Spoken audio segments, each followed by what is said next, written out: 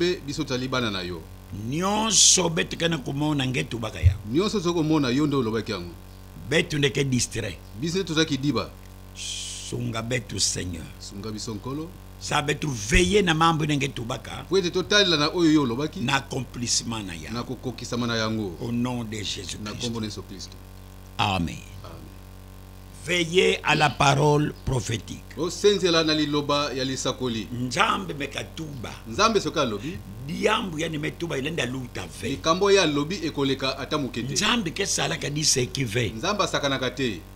Dans toute la Bible, na Bible mobimba, je n'ai pas vu un seul verset na tikala komona ta verset moko te que Yesu kene ko seka. Esika Yesu aseka. Peut-être ngame mona ke. Tangu siyo mona. Mais munu me mona te ve. Kasi ngai nanu te. Dit ce qui qu'elle fait dans la Bible. Na Bible li seki ezalaka te. Parole de Dieu, ça reste la parole de Dieu. Liloba na Nzambe etikali be liloba na Nzambe. Lokula ni metuba. Lokola lobi. Ya di fwete kokisa makaka. Kokisa makaka. Nous allons y arriver. Tokokoma kuna. Na Luc. Na Luka. Jésus kezo na kwenda. Yesu alinga kende. Yani kene kuzabisa deja milongo kinani. Azoyi bisalishe ba yayi kulina ye. Yiki ba mambo ke kumina bao. Makambo nini ko yela bango. Luc chapitre 21. Luka na tukumi bale na moko. Betu banda kutanga na verset 20 tina 22. Toko banda kutanga na molongo ya tukumi bale kino na tukumi bale na mibale. Lorsque vous verrez Jérusalem investie par des armées, sachez alors que sa désolation est proche. Tango bokomona Yerusalem lingami na mampinga nde boyeba ete pasi na ye ebelemi. Jérusalem. Yerusalem.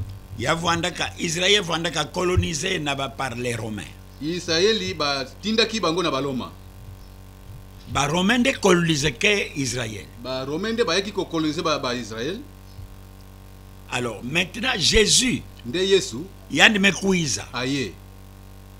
Pour prêcher la parole de Dieu. Boya ko tele lo banazambe. Pour délivrer ses enfants. Bona ko kangola bana na ye. Quiconque croit moto nyoso ya kondima est délivré par la parole. Akangwa mina lo banazambe. Prêché par Jésus-Christ. Oye teya mina Yesu. Yesu tanga ni vanaka longa. Tangu Yesu bana ko teya. Yani vana zabi sabao. Abana ko yisa bango. Ke tala muke vwana na benove. Etenga na kozala na binote. Bake kufua munu. Bako bomangai. Mais kasi ko nyonga mingi ve. Boyo kama wa mingi te. Parce que le troisième jour. Kwete mokolo oya misatu. Muke futu muka. Na kosekwa. C'est ça la prophétie qu'il a donnée. Yangonde li sakolo ya pesaki. Donc la prophétie. Li sakoli. Yake diambo moske na kuiza. Ezali kamuke zoya. Ina ngeme zaba ve. Oyo yo yebite. Mena ba metubila nge. Siko ba yebisi yo. Ke diambo pla ingeke mona. Likambo boyendo komona. C'est ça la prophétie. Nde yangona li sakoli. Yameka kokisama. Soke kokisami. Alors glorifier ve mutu ina tubaka. Wana kokumisa mutu alobaki te. Mais glorifier le Seigneur. Kasi kumisa nkolo. Yandi pesa kadiambo ngona mutu ina. Yenda pesa likambo ngo epa mutu wana. Nkembo njitusu ya vutuka na nzambe. Kembo pelo kumu ezongela nzambe.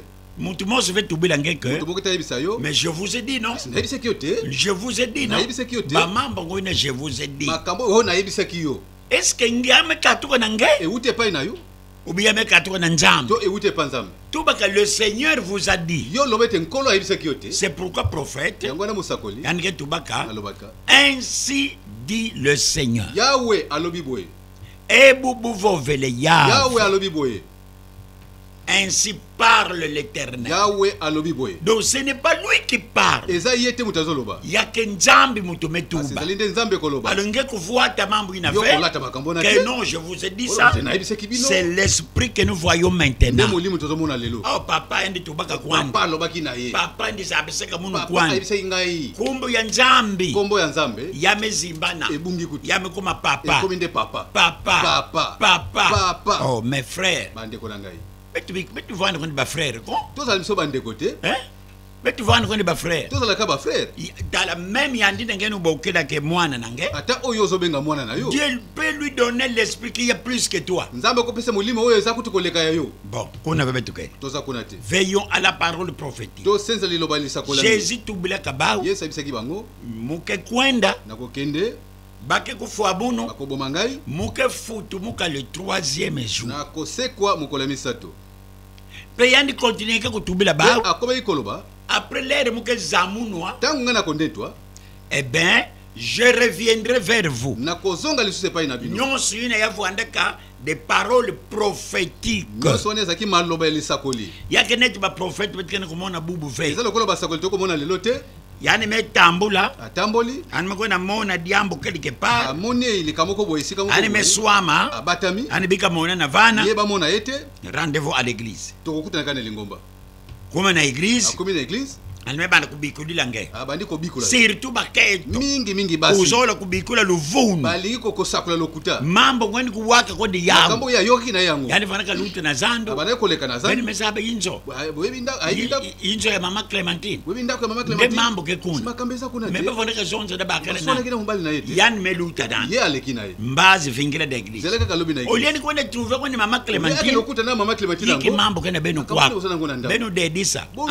kana te na inzo nzambo tokuta na eglise kola yebisi ngai zambe betubila mu mama Clementine mama Clementine oswana kena mobali na yo yo kana bakalange kende ko arranger kwenda bongisa soki boye Anapidi te na ve. nzamba kobeta Nzambe kebula. uzandu kawidudu mawu na ayoki yango na zandu alors on l'appelle prophète babenge pe mosakoli mama Clementine pe mekuwa mama pe Clementine ayoki bongo amituba oh yake ya vrai eza ya solo ko mbikudulu mebima lisakoli ebimi. uzandu ke gwila mambo ayoki yango ben na wenze frère betu bika sekeni na nzambe totika kosaka na nzambe bandeko kuvuni naka nzambe mambo ve koselaka nzambe makambo te si ce n'est pas lui qui t'a parlé soki ye te moto alobi na yo kuvuni na ndi mambo ve okosele makambo parce que te bible metuba kote bible elobi nzambi nzambe yandike semba pe kufrape bayina ke vuni naka ndi mambo akopamela mpe kobeta baye bakoselake makambo yani kweni ve nzambe tubilaka ye te yani moto atindi yo il engage Dieu ye asangisi nzambe nzambe ni mona na ke po amona nete yani keke sadi ya aza nzambe mosali na nzambe je suis prophète Naza je mosakoli. suis prophète Naza mosakoli. arranger na bato asololi na bato babaka mo quelque chose ozwi mwa eloko tuba na radio yo oloba na radio kengeyo nde ke yo nde sambidilaka munu obondelaki mpo na ngai maladi nyonso maladi nyonso ivandeka na oyo munu nazalaki na yango yamemanisa esili nge alors keke baarrangement na bao nzoka bayokanaki na bango frère ndeko ce sont les faibles benike funaka bokosaka nde bato oyo ya pete bayina nkena kulonguka baoyo bazoyekola nde babansokudela bansala baoyo bazolandela bato oyo bazosala komekola oyo bazomekola bato oyo bazosala mais mutu bevwande na ndinga kasi oyo nzambe afandi ce n'est pas la prophétie que vous na yandi lisakoli te moto ekokosa ye jamais ata mokolo moko te jamais ata mokolo moko te parce que mpo Jésus yesu andi sauve que betuve au moyen des miracles abikisa biso te na nzela ya bikamwa non te c'est au moyen de la parole eza na nzela ya liloba betuke sauvé par Jésus tobikisami na yesu betuke délivré par Jésus oyo tokangolami na les yesu miracles bikamwa j'en ai besoin naza mpe na posa nango nzambi Nzambe. salaka miracle mosi asala bikamwa moko hier lobi oyo eleki. mazono lobi oyo eleki mumonaka miracle ya nzambe amonaki bikamwa na nzambe mais yina munu na nzambe na munu wana eza mpo na ngai na nzambe ce n'est pas que munu mutu yani sa mais mutu ankaka kasi ngai te kasi mutu mosusu yina be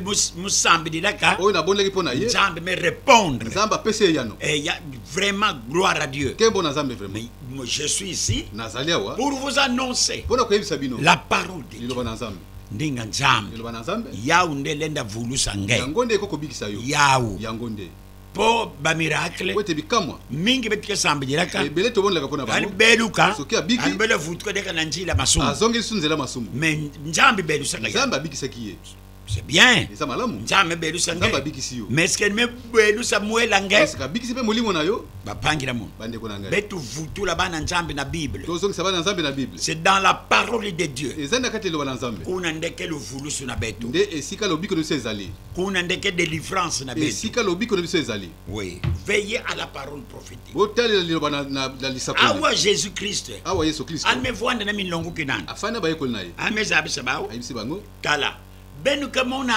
Jérusalem bokomona jérusalem bamezinga yauna armée bakolinga étrangère yango na mapinga moko ya bapaya c'était une prophétie ezalaki lisakoli diambu ya Jésus tubaka likambo Yesu alobaki na bamilongo na kidana bayekoli na ye yakokisamaka après 40 ans à peu près. ekokisamaki na nsima ya bambula tuku mine Après 40 ans na 40 ans kuna bosi diambu ya ikozaka kokisama nde likambo oyo ekokisama mais yandi zabisaka bango ye yawo. alisaki bango yango Veillez à la parole prophétique. senzela na liloba oyo ya lisakoli Kana nzambe metuba diambu soki nzambe alobi likambo kubaka ya histoire ve kozwa yango likolo lisolo te lisapo onge o lisaponge la parole de Dieu liloba na nzambe yake vrai eza solo nzambe mekatuba soki nzambe alobi yake salimi na mutini ekosalama se bongo bapange mu bandeko na ngai beka mozabisa tike nayebisa bino nous sommes presque à la fin.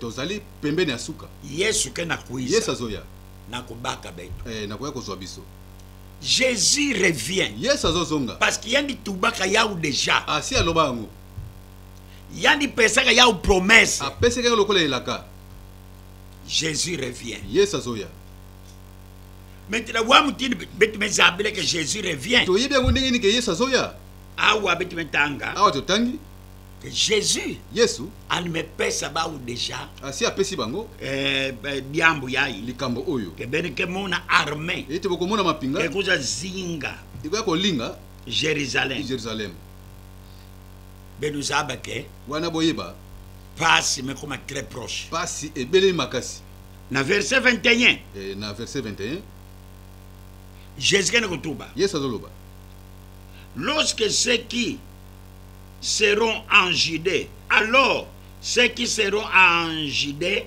fuir dans les montagnes. na yango bayeba kozala na yudeya bakimaka libele na bangomba Que ceux qui seront au milieu de Jérusalem en sortent. bayeba kozala na katikati ya mboka babima Et ceux qui seront dans les champs n'entrent pas dans la ville. mpe bayeba kozala na bilanga bazonga so na mboka te Verset 22. Car ce seront des jours de vengeance pour l'accomplissement de tout ce qui est écrit. po ete ekozala mikolo ya bozongisi kanda mpo na kokokisama na oyo nyonso ekomama Jésus me tombé là-bas. yesu ayebisi bango Mokena ko kite beno. nazotika bino Bake kanga mun. bakokanga ngai Bake kufwa mun. bakoboma ngai Beno surtout. bino nyonso Ben ke tina mun. bokokima ngai Mose veke bikani. moko te akotikala Pierre kene kuwa. petele azoyoka Bake tiaka tembe fe na prophétie. batiaka tembe lisakoli te Parce que ke koksa ma façon me bimina. po ete ekokokisama ka ndenge elobi Mais Pierre me kuza banje non non non non. petele alobiki te Munu muna tina ngefe. ngai nakokima yo te Na ichi antima na. wana nase motema na ye Pe yani mekaka. mpe amekaki Mais yani tina. asukasuka akimaki Ben yo se ke tina munu. bino nyonso bokokima ngai C'est vrai. ya solo Mais kasi muke kufwa, nakokufa muke futumuka, nakosekwa muke kite beno. nakotika bino Muke vanda enlevé au ciel. nakonetwa likolo Mais je reviendrai. kasi nakozonga lisusu Sam na kuvanda na beno. mpo naya kofanda na bino Est-ce que ngeke sûr est-ce que ngezaba koni que Jésus est revenu? eske oyebi ke yesu asi azonga Attention, keba nous attendons le retour du Seigneur. tozozela koya ya nkolo Mais na bambu inendi tubaka. kasi na likambo oyo alobaki Après la résurrection, nsima ya liseko andi vuandaka azalaki pendant autant de jours. na ndambe mikolo Après ne me coin. mpe akei Le 50e jour, na mokolo ya 50 le Saint-Esprit, molimo santo c'est lui Jésus. ye wana yesu Il est Père azali tata parce qu'il a créé. mpo ye nde akelaki Il est Fils azali mwana parce qu'il ne kufa na po ikuluso. ete ayaki kokufa na Ça ne ekulusu sauver beto mpona kobikisa biso en tant que Fils. lokola mwana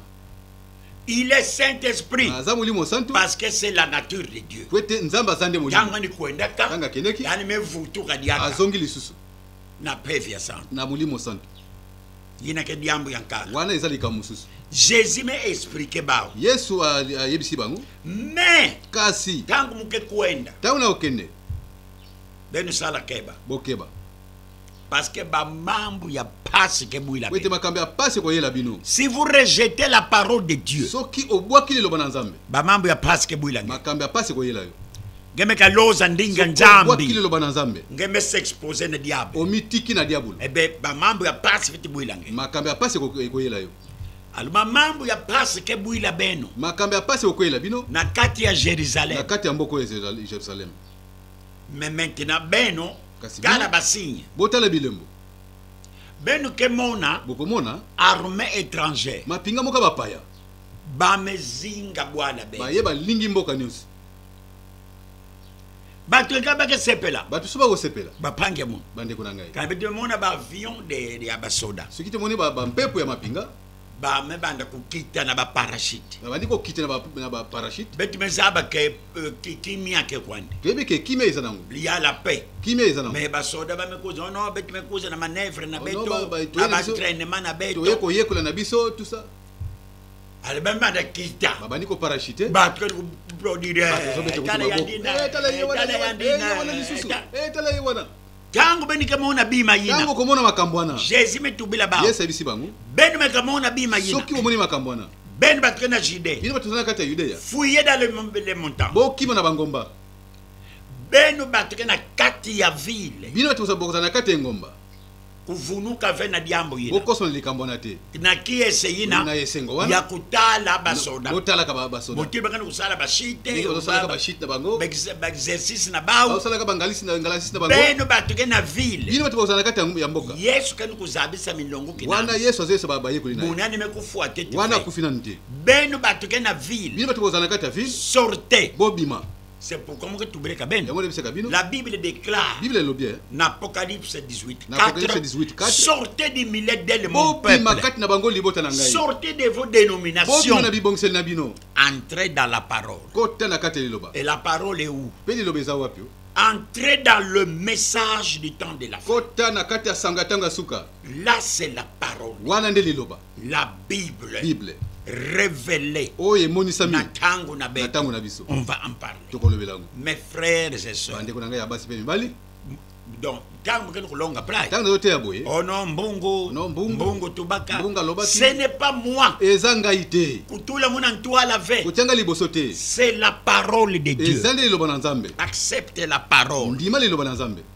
Puis na batubelaka. Ndenge ba Oh isaki. no we tubaka. Oh, no No we walobaki tubaka. no walobaki No we no tubaka. walobaki E mambo no we tubaka. Makambo no walobaki. Na nzambi yakatu. ewuteki na nzambe te Lukula ba néglige ke lokola yawu. bamonaki ngo lokola Eh pamba ben tous sont morts. banso bakufaki Bakufuaka na mazi. bamelaki mai Alors bakufaki kusala deka mutindu ina ve. kosala so bongo te Kufunuka dia kafe. kokosama lisusu te Ce n'est pas moi. ngai te C'est la parole. eza liloba C'est la Bible. eza bible Maintenant pangi. sikoyo bandeko Yesu metubila ba. yesu ayebisi Benu mekamona prina. soki bomoni bongo Benu batke na bino Jérusalem. bato baza na kati ya Benu Yerusalem bima kaloka fua. bobima mpo bozokufa Le message est déjà entré. sango esi ekoti Tala kanangezo no kufua sango ve. elingi okufa te Sortez, bima sortez. bima Kwenda place vérité kana kulongisama. kende esika solo ezoteyama Dieu nzambe yani metinda message. atindi sango C'est Dieu qui vient de nous envoyer le message. eza nde nzambe atindi biso sango Yande ndenjam. ye nde nzambe Accepte ndima Jésus-Christ. ndima yesu kristo Accepte. ndima Crois. ekulusu Oh, croyez. ndima ndimela Croyez ndimela à ce message. na sango oyo Croyez Ndimela. à ce message. na sango oyo C'est la parole de Dieu. eza liloba na nzambe Jésus met tout là-bas. yesu ayebisi Benu bango batkana Jérusalem. bino bato baza na yerusalem Benu bima.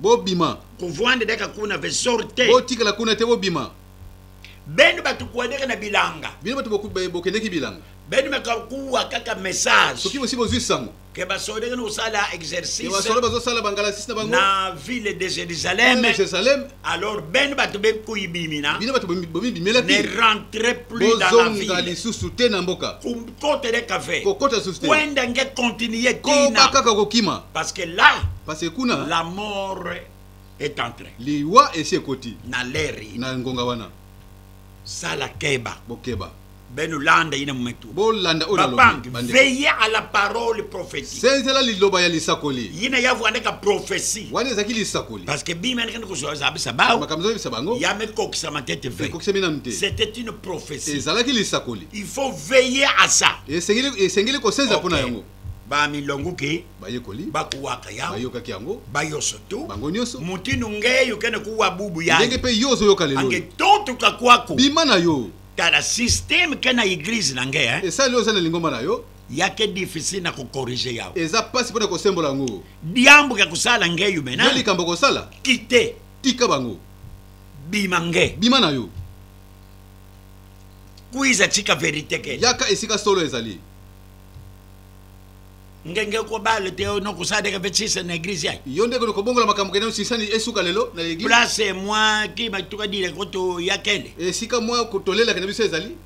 Ngeko na katso ba Yo ndeko bibi. kolongola makambo na Baba temba ken ko pesa. batemba bazopesa Ya que non conforme à la Bible. ekokani na bible te Baka na révélation du jour V. baza na emonisela mokolo oyo te Bazab avec que bayebi te Père, tata Fils, Mwana, Saint-Esprit, Molimo Santo, c'est le Seigneur Jésus-Christ. ezali nkolo yesu kristo Et Jésus, mpe yesu ani tubilaka diambo na Pierre. alobaki likambo na petelo Petelo, mukena kwenda. nazokende Lisez ça dans la tanga na Bible. bible te Mukena kwenda. nazokende Mais kukwenda mukena kwenda. kasi kokende nazokende Beni kukwenda longesa ndinga nzambe partout. kokende koteya bipai na bipai Baptisé bayosto yina kendima. banso bakondima pesa bango libatisi Au nom. na kombo Un seul nom. kombo be moko Un seul nom. kaka be kombo moko Du Père, ya tata Fils ya mwana et Saint-Esprit. ya molimo santo Yake kumbu mosi eza kaka. kaka kombo moko Mutu bilaka ben. nayebisaki bino Munu mbongo je suis père. ngai mbungu naza tata Parce que mukena ba parent. mpo naza na Baparent. baparent Ba parent na munu ke. baparent nanga bazali Excusez-moi. Munu mbongo muke père. ngai mbungu naza tata Parce que mukena ban. mpo naza na bana Bake bokira munu papa. babengaka nga papa Munu mbongo ngai kaka mbungu muke fils. naza mpe mwana Parce que mukena ba mpo parent. naza na baboti nanga Munu mbongo ngai mbungu muke kaka oncle. naza noko Parce que mukena ba neveu ba nièce. mpo naza na bana kasi nanga Munu mbongo ngai mbungu muke grand-père. naza koko Parce que mukena ba tekolo. mpo naza na bakoko na ngai Mais mike mon nom, kasi kombo ce na n'est pas nga père, eza tata ni te fils, eza mwana ni te oncle, eza noko ni te grand-père. eza koko te J'ai un nom. naza na kombo na nga Mon nom, kombo na ngai c'est Mbongo Bakala Julien. eza mbongo bakala julien Nzambe ke prina. nzambe aza nde bongo Il est père Azali tata. parce qu'il a créé. mpo akela Ce n'est pas un nom. eza kombo te C'est un titre. ezali mpipo Ça me montrer que c'est lui le père créateur. mpona kotala site ye nde tata mokeli Bato ni salaka. bato akela Bamuko kubwana masu. bakwei na masumu An même que tinde bato pour sauver. ameki kotinda bato mpo baya kobikisa Tingo kwa kuzina service de délivrance. ti oyo oyaka na délivrance Yine ba metu la vana. oyo batie wana Na service de na délivrance. mosala wana ya Lui-même n'est même pas ye délivré. moko kuta kangwama te Kanene ke bakala. soki aza Bali mobali ke kunome milonge baketo. azotia basi bateyi ya basi Mais il n'est pas délivré. akangwama te C'est lui qui est délivré. oyo akangwama C'est la parole de Dieu qui délivre. liloba na nzambe nde ekangolaka Yani lede kwende ve à l'encontre de la parole. akobundisa liloba na nzambe te Jamais. Ata Il mokolo ne peut moko pas te. faire la guerre avec la parole. akosala bitumba na liloba na nzambe te Mutu ke délivré. moto akangwami Cette femme-là, mwasi wana yine ba metu la van. oyo batie wana Sam ne sambidre ka beno. abondelaka mpona bino Sam na délivrance le beno. mpona badelivrance na Elle bino n'est même pas ye délivrée. moko nanu kuta akangwama te Muma vanga na madiyan. bizali oyo aza nango wana Elle n'est pas délivrée. akangwama te Ba pangira mu. bandeko na ngai Je ne peux pas vous dire moi qui vous parle. ngai moto azoyebisa bino nakoyebisa bino te Kuiza na munu mbungu. oya epa na nga Je mbungu vais te délivrer. nakokangola yo Jamais. mokolo moko te Non, non, non, non. te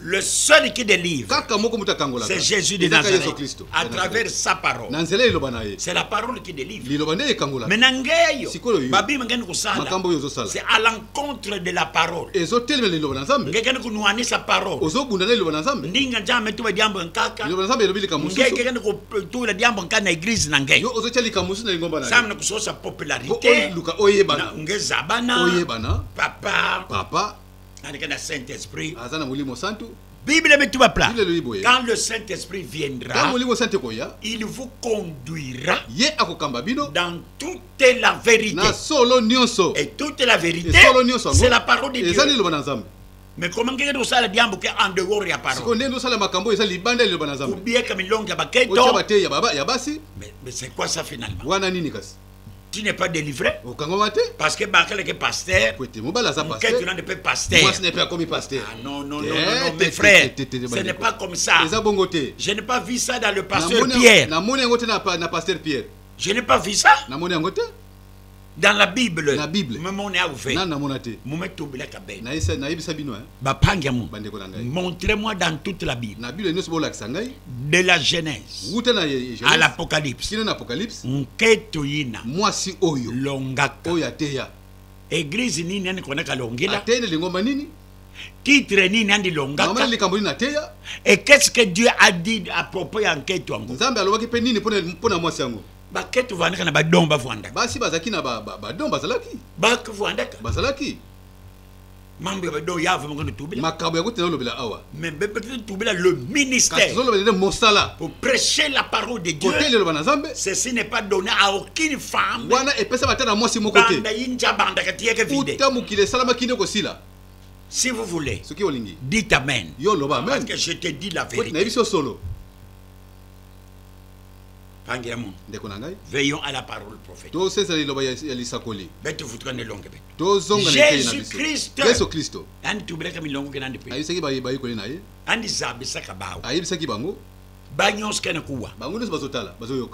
C'est lui le Père. C'est lui le Fils. C'est lui le Saint-Esprit. Tanga nimezabisa Pierre. Baptisez-les au nom du Père. Le même Pierre, après le départ de Jésus, quand le Saint-Esprit quitte, parce que Jésus ne fait encore rien. Qui Saint-Esprit que cuisa, il vous révélera ce que je viens de vous dire.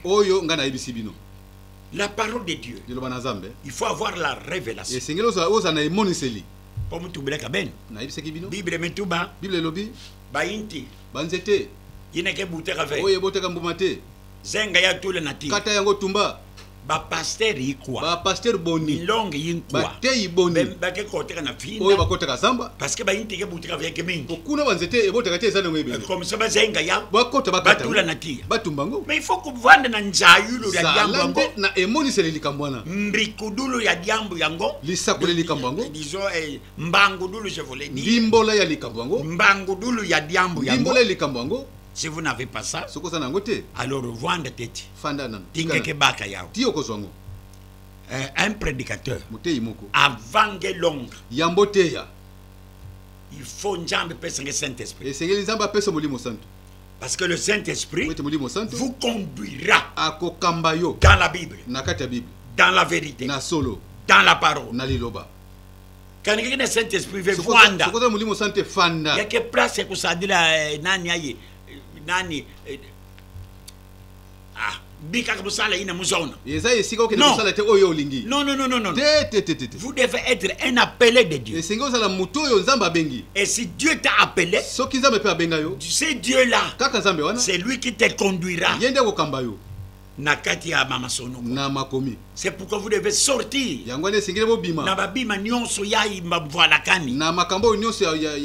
Le Seigneur revient.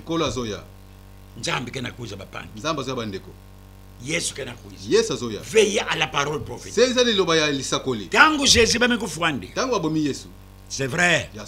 Yandi futumukaka.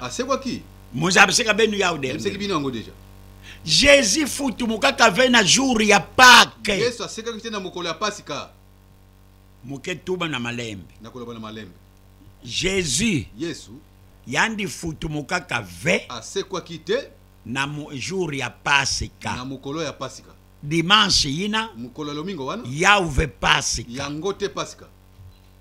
Pâques bandaka depuis la sortie ya bana Israël na Egypte. Tanga ya una Exode. Wanzoli wa Mose. Pâques kuna ya bandela. Na jour ya sortie ya bana Israël na Egypte. Exode chapitre 12. Verset 11. Kuna nde Pâques bande. Alors chaque année, bavandaka fête jour ya Pâques. Nani tubleka ngeke Yesu futuba kilomba pa. Ça c'est faux. Bimangene di bungu. Bikenge vwanda fanatique. O tika no la fanatique. Kamwele ngeke kubebisa. O mulimo no so bebisa. Mutu ukukamba kedika. Mutu tebisa solo. Yandu lembu fingi. Yende yo zo fingi. Mutu lembu vungi. O ya zo kosa yo. Yani ngeke kona fuka na ntwala na. Nde yo zo fuka ele bosona ye. C'est grave. Isa somo. Pasika. Ya banda kana sorti ya bana Israël. E banda na kubima ya bana Israël. Chaque année. Mbula na mbula. Meme tangu Jésus kwendeka bikada na temple. Atako Yesu tanga tikala kina temple. Tanga ni kumaka na 12 ans. Tanga kumaka na 12 ans. Bakwendeka na fête ya Pâques. Kendeki na fête ya Pasika. Banda kwenda ndi butukaka. Banda ya botamaki. Una bakati ku fête Pâques. Wana ba sala ka fête. Yandi mose vandeka kwendeka pe. Pino ye moko pa kumaka kende. Tiani kusala banda kesala. Ya yeko banda mosala. Yandi vandeka fête ke Pâques. Ko sala ka milulu wana Pasika. Alors jour semaine yine ba vanda kufwa yandi. Ko so ba ko boma ye. C'était un certain jeudi. Ezalaka mukola jeudi moko. Ya vandeka ki Pasika. Yango ne mokola ya Pasika. Jésus ndaka ba milongo kinana. Yesu atindeki ba ikoli na ye. Ba nyuvri kwezo de tudi la Pasika. Ba tune olingi to sala la Pasika wapi yo? Parce que bakeni kusosa na ba pharisien. Ba luka ina ba pharisien. Ba sala di pasi. Ba sala e pasi. Ah, moi ibet kwa na temple kele. Moi to temple za. Maintenant Seigneur. Wapi sikabet ke sa di la fête ya Pâques. Ko sala milulu wana wapi yo? Ben kwa na bwala yayi. Bokota na mboko yo. Ben landa mutu monse menata mvungu. Bolanda papa moka mimi loko. Njo yende ke kota. Ndako ya kokota. Benu zabisa mutu kuvwa injo ina. Bolo bana kolo ndako. Ani montre benu place betre di la Pâques. Ani ke montre benu chambre monse haute. Akola sabino ye chambre moko na étage. Kuna ndebe di ke kota. Nde isika bo kota. Kuna be di ke bongisa. Nde place boko bongisa. C'était une prophétie.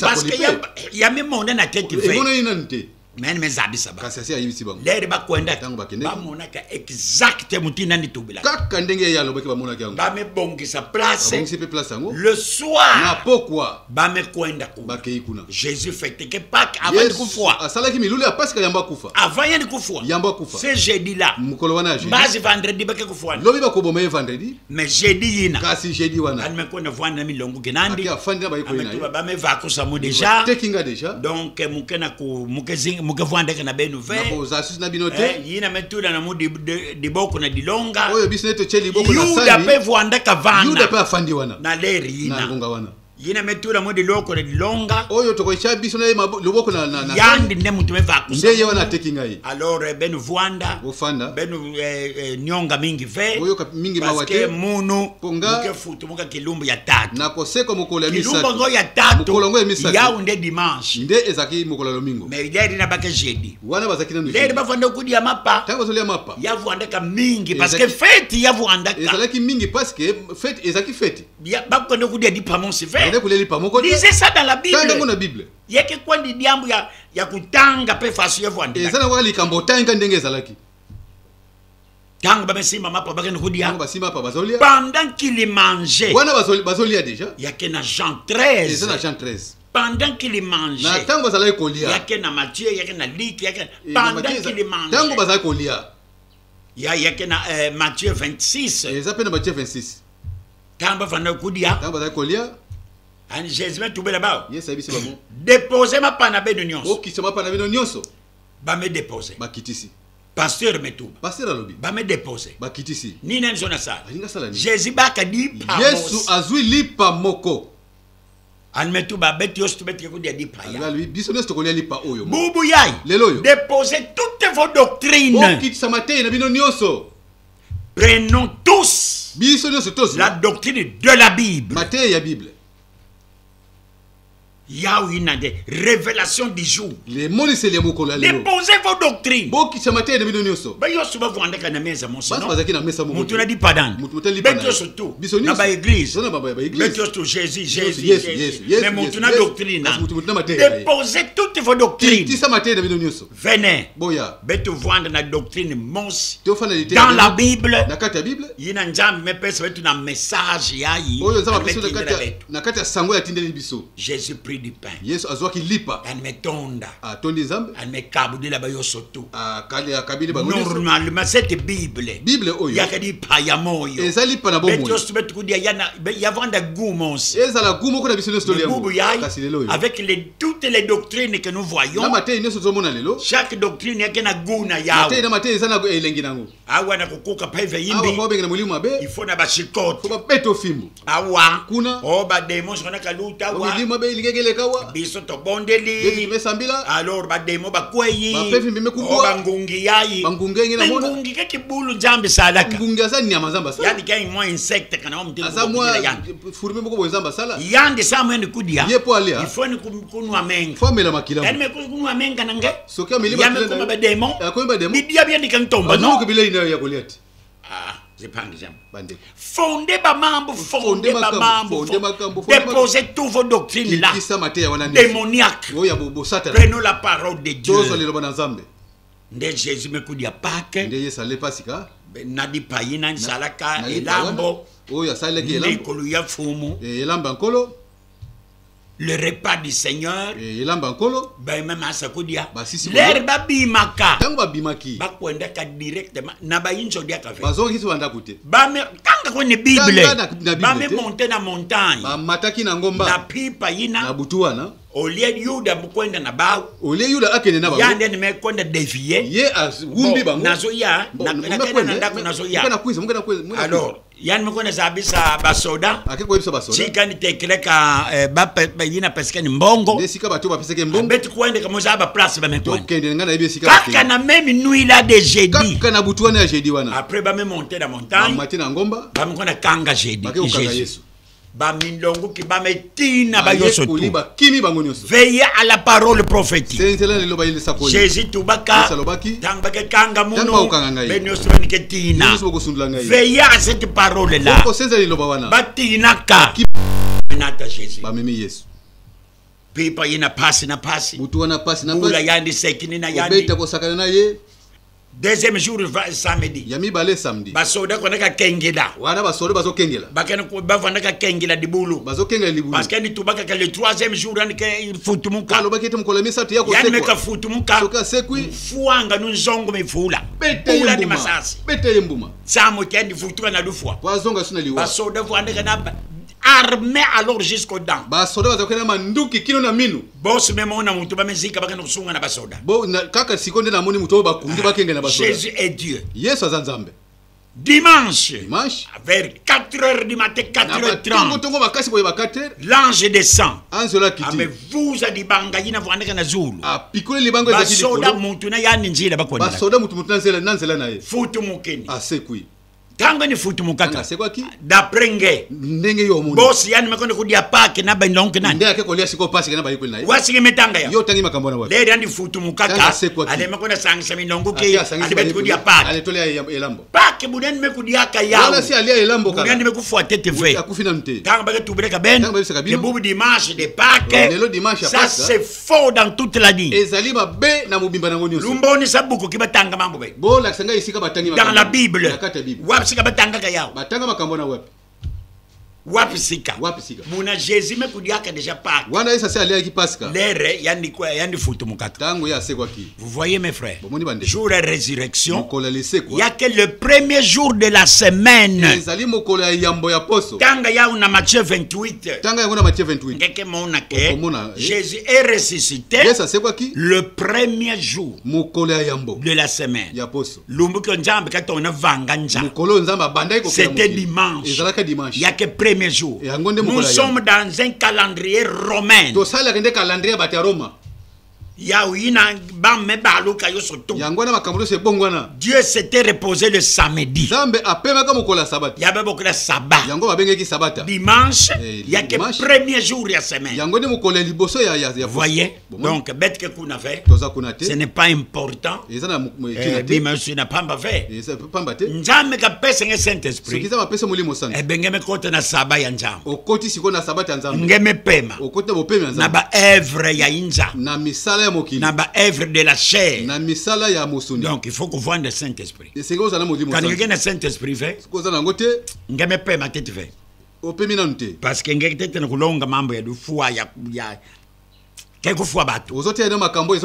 prédicateur qui n'a pas de Saint-Esprit, yani kulonga au mieux de sa connaissance, il n'a pas la révélation. Vous voyez? Donc Jésus t'oublie kaba ou. Maintenant l'air ni kwendeka na zulu. Tanga keleki likolo. Ba milongo ki. Ba yekoli. Ba vuandaka. Bazalaki. Ba vuandaka. Bazalaki. Ba bandaka kulonga. Bon.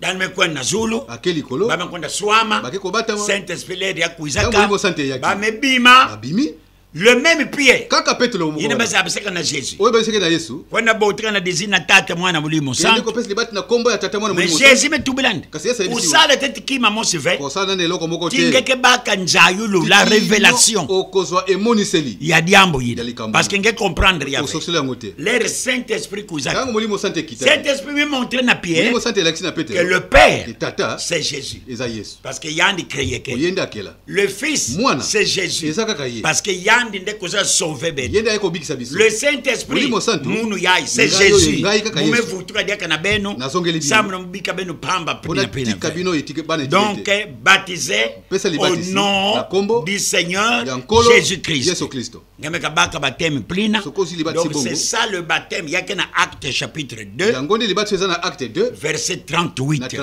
le même Pierre yandi nde baptisé il n'a pas contredit Jésus mais yandi baka ka révélation ya kumbu ya Père ya Fils ya Saint-Esprit bamebandi kulonga après 40 ans sima ya bambula tukumine ba Romain mekuiza baloma baye ba militaire na ba umekuiza mapinga bango baye oh non ba mko sala exercice ba ko sala bangala sisi bango oh ba mko sala exercice tout ba ben basoda yandina kitoko yandina mbinga yandina tala paye Pierre metala petla tali ametuba bapangi tala bandeko batu kani kusepela batu balo sepela mais kasi betu vutuka na mambo tubaka Jésus donc songa na ma Yesu alobaki veillons à la parole prophétique donc senza loba oyo nkola alobaki Yesu bikulaka yao Yesu abikulaka yao ben ke mona basoda ke mona basoda bakoya ben batu na na Juda bino batu basana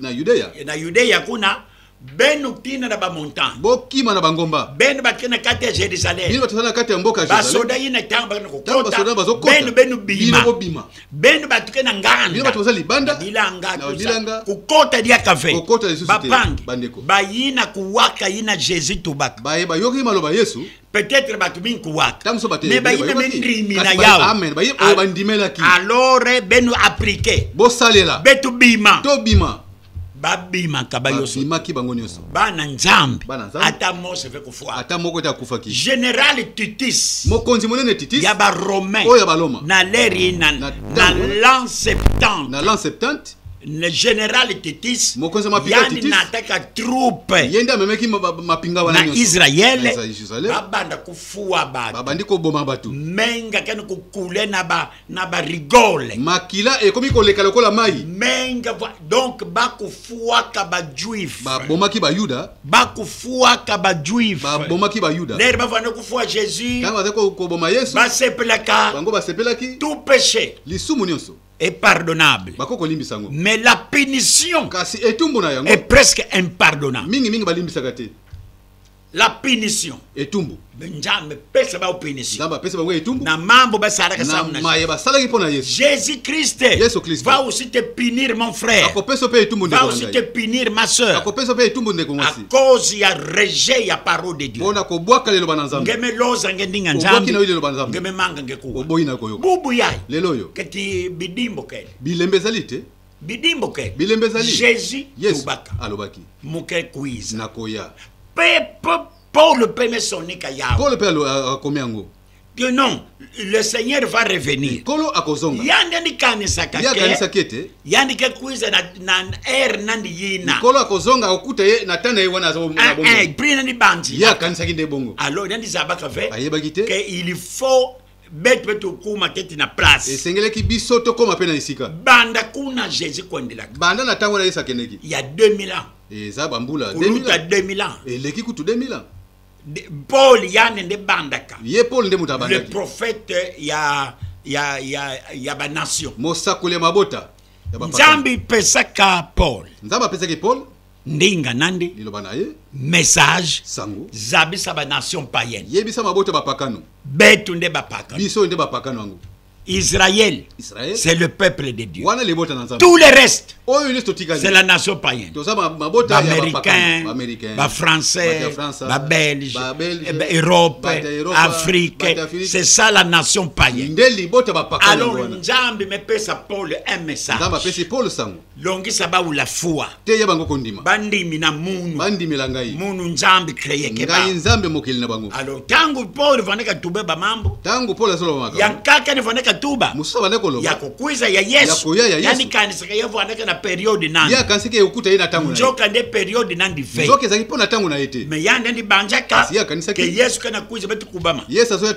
Parce que le temps de la fin a commencé depuis à l'époque de Jésus. Jésus la fin arrive. La fin arrive. La fin arrive. Bao bakanisa ba milongo ke bakanisa ka ke yake kumina na tangu na bao njoka ndebuna njambe kana kuvingila beto njoka nzamba zozela biso ngena mundu betu kota na ndinga nani to kota ni loba naye betu butuka to bota betu ndimi na nzambi to ndimi la nzambe maintenant aujourd'hui c'est la fin qui arrive suka ezoya. Je ne parle pas, je ne vous parle pas de la fin du monde. Non. Fin du monde est très loin. Mais l'enlèvement de l'épouse. Jésus promettre que il descendra dans les airs. Que je suis Jésus-Christ. C'est un bandit. Bandit. Jésus est seul et unique. Et puis on tubaka. Makulu nandi ke kitadeka ve nantoto ya. Yani ke telema dans les airs. Kuna ndike bokdila l'épouse. Baya ibendrimina.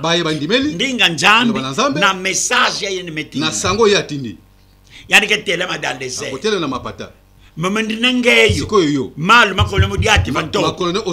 Mais c'est contraire à ce que la Bible nous dit. C'est pourquoi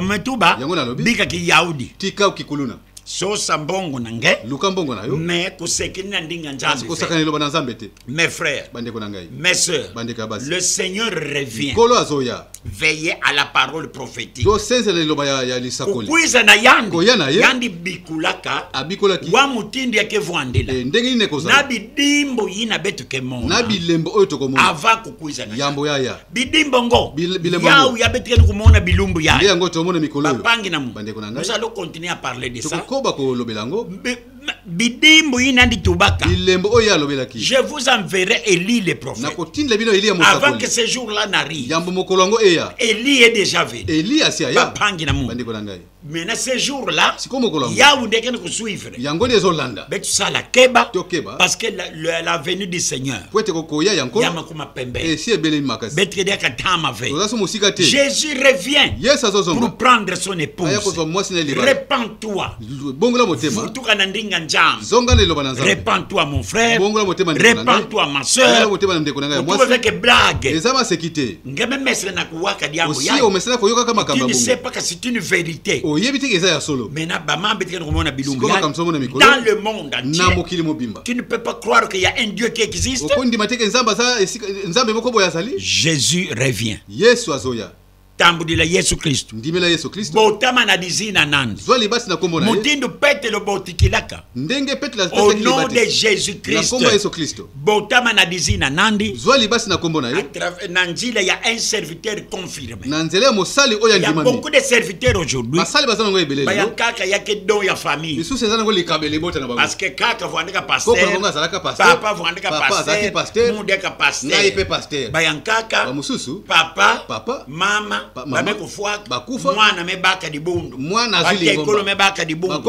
n'est pas ça l'église du Seigneur.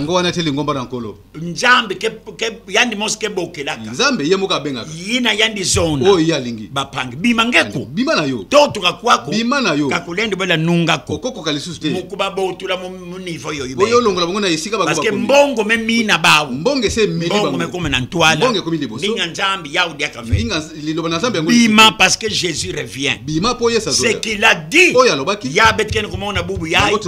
Veillez à la parole prophétique. Kana milongo ke ba négliger ke. Sinon ba Rome ko fwa kabao. Kula ba lunda ka yina nja Yesu bila kabao. Ba bima ka avant. Boss nde do fwa men. Bima nge pangi na. Njambi sako mnange mingi. Na dizina ya Yesu Kristo. Amen. Amen. Betsambila. Seigneur Dieu notre Père.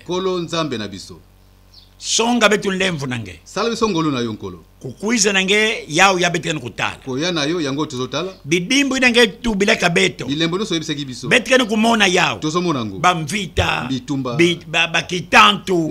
Un peu partout. Koyina nebisika nyoso. Batu bamengi ko undinga njambi. Batu baboyile lo bana nzambe. Batidi ko ulanda kana biba fable banini. Bandimi ko ulanda masaponge. Seigneur yao yange tubaka. Kolo yango nde yo. Betken kumona yako kokisama. Tozomona kokisama na yango. Seigneur sunga beto. Kolo sunga biso. Sunga beto Seigneur. Sunga biso. Sika mekona ndinga yai. Sika le lobo oyeke. Bikange mo se parler plus. Sika yo moko loba koleka. Nantima ya mwana nge mosa na motema ya mwana no moko na moko. Sakumona bayina mekuwa yao. Pambola bayi bayoke yango. Me bayina memanga. Ataba oyo baboyi yango. Peut-être que kilumbu nani mekoka te fe. Banzila ndi njambi. Parce que ngey nde salaka. Yondo okela ye. Nyonso bebika na maboko na ngey. Na dizina Yesu Kristo. Amen. Amen. 081 36 39 100. Yao numéro na moun. Yango ndi numéro na ngai.